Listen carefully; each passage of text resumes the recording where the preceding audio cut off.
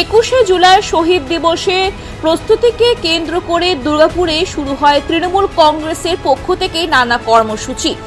রবিবার দুপুরে দুর্গাপুর পৌরসভার ৯ নম্বর ওয়ার্ডে অনুষ্ঠিত হলো এক বর্ণাঢ্য মিছিল ও দেয়াল লিখন কর্মসূচি।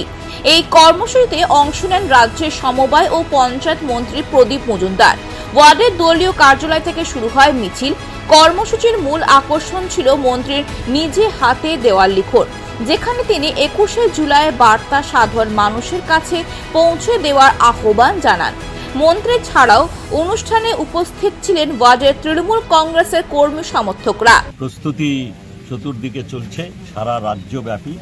আমাদের কাছে 21শে জুলাই একটা বিরাট আবেগের দিন এবং এই দিন আমরা সবাই বিশাল সংখ্যায় জনস্রোত নিয়ে আমাদের কর্মী সমর্থকরা তাকিয়ে থাকেন আমাদের নেত্রীর পথনির্দেশ পাওয়ার জন্যে। এবারের আরও বেশি তাৎপর্যপূর্ণ আমাদের কাছে 21শে জুলাই, কারণ 26শে আমাদের সাধারণ নির্বাচন বিধানসভায়। সেই জন্যে মাননীয় নেত্রী এবং আমাদের তার প্রধান সৈনিক অভিষেক ব্যানার্জি কী বক্তব্য রাখবেন এবং তার ভেতর দিয়ে কী পথ নির্দেশ করবেন সেই দিকে উদ্গ্রীবভাবে আমরা তাকিয়ে আছি। দুর্গাপুর থেকে নিজস্ব প্রতিনিধি রিপোর্ট, খবর বাংলা।